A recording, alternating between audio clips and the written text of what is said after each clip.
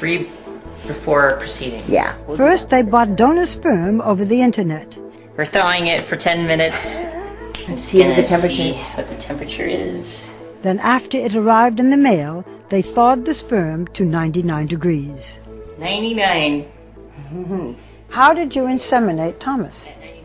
I got a syringe from a pet store. From a pet store? They have little syringes that you can feed like our birds, and we just waited for his clock to tick and the egg to appear, and You injected the sperm into his cervix. yeah, you have to do it with. So 1 year ago, tell me about the day you found out you were pregnant. Oh, wow. I did the home pregnancy test, and I saw one line show up right away, and within seconds, basically, the second line appeared, and I thought it was going to disappear, but it didn't, and it stayed. You got your husband pregnant. What about maternal feelings? I did not feel maternal or motherly or womanly pregnant. I felt like Nancy's husband, and I felt like the father of my child. I passed by the mirror one day, and out of the corner of my eye, I saw a pregnant man. And I was like, oh my God, I'm pregnant. At first, the Beatties kept their secret to themselves, but inside their home they could hardly contain their glee. How much weight did you gain in the last 2 weeks? 16 pounds. Weekly photos documented Thomas's expanding belly. Even they couldn't believe that he was pregnant. They told neighbors that it was Nancy who was expecting, but couldn't explain why she, not Thomas, was doing strenuous chores around the house. Listen, Thomas, you could have kept this secret somehow or other, had this baby, and not had the uproar that you created. But last March, you wrote an article for Advocate magazine, and you explained that you were a pregnant man. And you sent them that picture. Why did you do this? Hiding a pregnant man is like hiding an 800-pound gorilla. There was no way I was going to hide my pregnancy. And, you know, honestly, Nancy and I wanted to tell our story from our own mouths before it got out. List. Messages left on the pregnant man's answering machine. The number one message, Michael Jackson here. We just wanted to reach out to another androgynous freak show. Thomas, some people called you a freak. A lot of people did. Beatty received death threats. Thousands of vile, hateful comments still littered the internet. This one here says someone should kill that sick faggot, dyke, or whatever it is, advocating my death and the death of my child. And it makes me sick. To this day, he continues to receive anonymous hate messages. God made you a woman, and that's what he wanted you to be. God does not make mistakes. And plus, you're not even considered a man.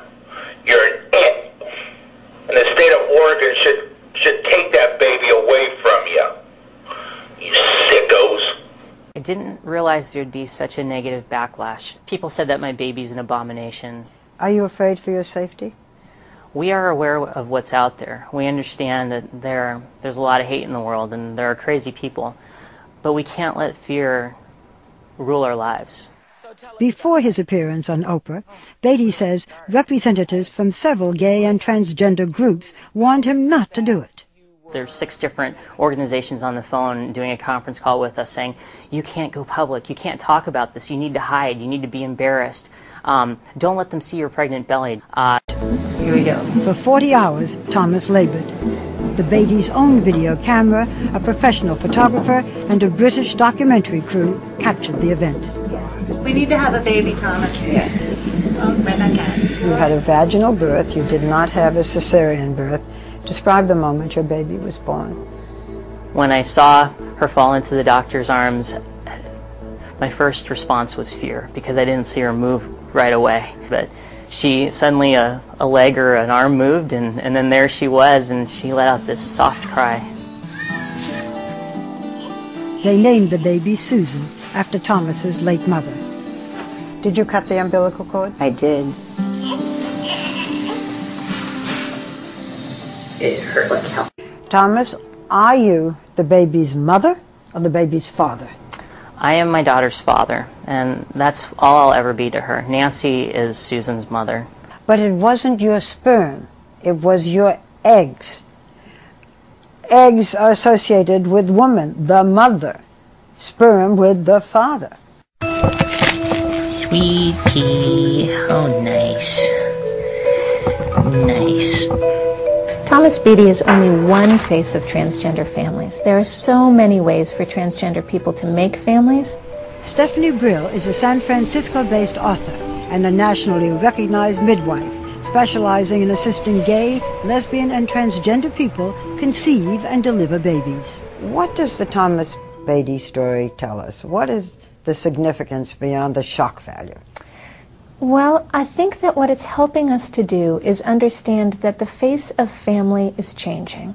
It's been changing for a long time, and each time that something pushes the edge of that family, our society at first tends to think it's wrong, whether that was people having interracial babies, or whether that was single mothers by choice, whether that was gay or lesbian families. The same is true for transgender families. Is Thomas Beatty the first pregnant man? By no means is he the first pregnant man. However, he is the first man to go public with his pregnancy on such a widespread level. Have you yourself delivered a baby from a transgender man? Absolutely, I have.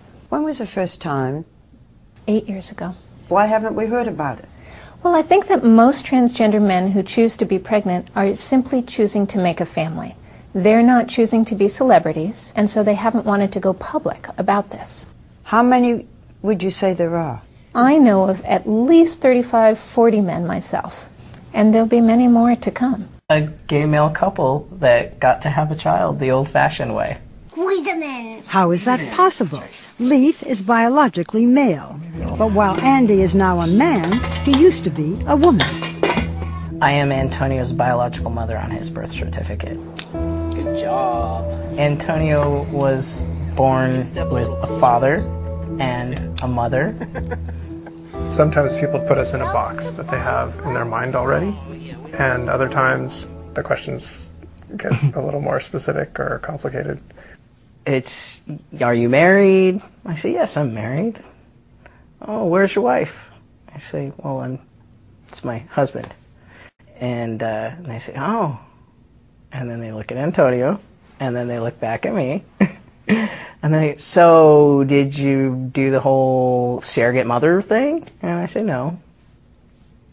And then you see the mind thinking, and usually they're uncomfortable enough that they stop asking questions. When they married, Andy was a woman named Angie.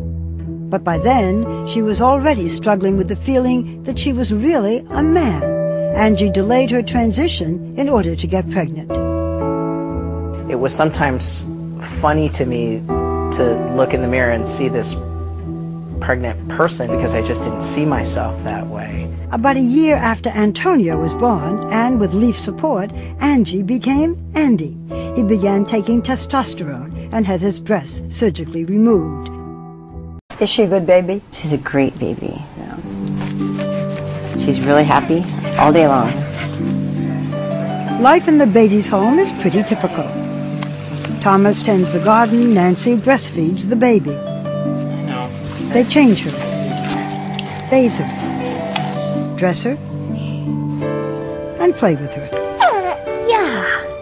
We're just an ordinary, normal family. Nothing really different about us.